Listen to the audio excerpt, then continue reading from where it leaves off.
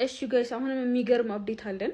እንደምታውቁት ማለት ነው ቺን 2 ሳምንት ሲስፋየር ላይ ናቸው ዩኤስኤ እና ኢራን። በዚህ መሀል ማለት ነው ቻይና የዩኤስ ኢንቴሊጀንስ እንዳረጋገጠው ማለት ነው ቻይና ለኢራን ዌፐኖች እያስገባች እየላከች እንደሆነና የተለያዩ አይነት የኤር ዲፌንስ ሲስተሞች አንቲ ሚሳይል ሲስተሞች ማለት ነው ማን ፓድስ ምናምን የሚባሉ አሉና ላይክ ዝቅ ብሎ ፍላይ የሚያደርጉ የሚበሩ ፕሌኖችን ዲስትሮይ ማድረጊያ ዌፐኖች እየላከች ነው ይባላል። እና በዚህ ምክንያት ማለት ነው ጦርነቱ ከጀመረ ለመጀመሪያ ጊዜ የኢራን ኤርክራፍት ሪራውት እያደረገ ነበር ወደ ቻይና ማለት ነው። እንደምታዩት እቺን 2 ሳምንት በመጠቀም ማለት ነው በደንብ በቃ ሚሳይላቸውን ስቶክ ባይል እያደረጉ ነው፣ ዌፐናቸው ምናምን ነገር እያደሱ ነው። ያው ዝግጅት ላይ ናቸው፣ ጦርነቱ ከቀጠለም ዝግጅት ላይ ናቸው ማለት ነው። ይሄ ሲስፋየር ካልተሳካም ድጋሚ ወደ ዋር ለመግባት ዝግጁ ናቸው ማለት ነው። እና ይሄ ሲስፋየር ካልተሳካ ማለት ነው ከዩኤስ ሚዲያ እየወጣ ያለ ነገር አለ ማለት እዛው ኔጎሽዬተሮቹን በቃ ኢሊሚኔት አድርጓቸው ይገደሉ፣ በቃ ላይክ የማይስማሙ ከሆነ ኔጎሽዬተሮቹ በእኛ ተርሞች ለምን የማይገደሉት ነው ብለው ዋሽንግተን ፖስት ላይ እንደ ኦፒኒየን እያስቀመጡት ይገኛሉ ማለት ነው። ኢትስ ማይ ዌይ ኦር ዘ ሃይዌይ ታይፕ ኦፍ ቫይብ ነው ያላቸው አሜሪካኖች። ላይክ የሆነ ነገር በእነሱ ዌይ ካልሄደ